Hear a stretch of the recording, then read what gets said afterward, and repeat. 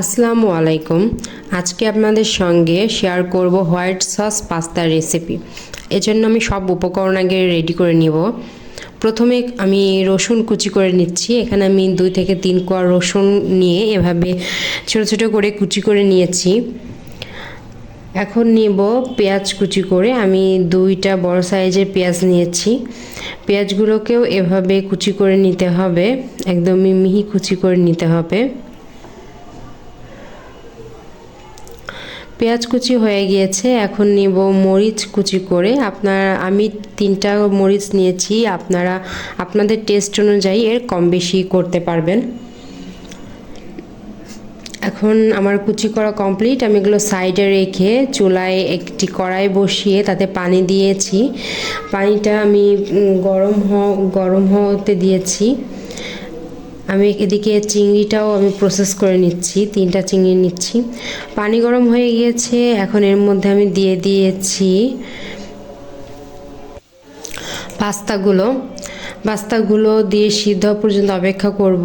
এটা সিদ্ধ হয়ে গিয়েছে। এখন কড়াই থেকে আমি একটু একটু করে তুলে নিচ্ছি। আমি পাস্তাগুলো তুলে নিয়ে একটু ঠান্ডা পানিতে ভিজিয়ে রেখেছি। এখন চুলায় আরেকটি কড়াই দিয়ে এর মধ্যে একটুখানি তেল দিয়ে তার মধ্যে কুচি করে রাখা সব উপকরণ দিয়ে দেব। রসুন কুচি, পেঁয়াজ কুচি, মরিচ কুচি, সব উপকরণ দিয়ে এখন ভাজতে থাকবো।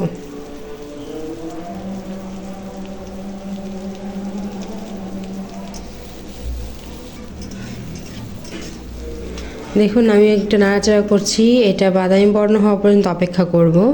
বাদামি বর্ণ হয়ে গেছে। এখন আমি দেখুন এই যে চিংড়ি মাছ 3টা রেখেছিলাম সেগুলোকে এভাবে একদমই মিহি কিমা করে নিয়েছি। এটাকে আমি কড়াইয়ের মধ্যে দিয়ে দেব পেঁয়াজ রসুনের সঙ্গে। এটাকেও আমি ভেজে নেব।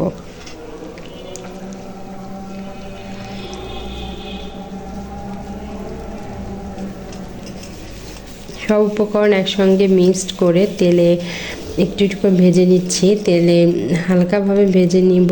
এখন এর মধ্যে দিয়ে দিচ্ছি পাস্তা, সিদ্ধ করে রাখা পাস্তা, পানি ঝরিয়ে রেখেছিলাম।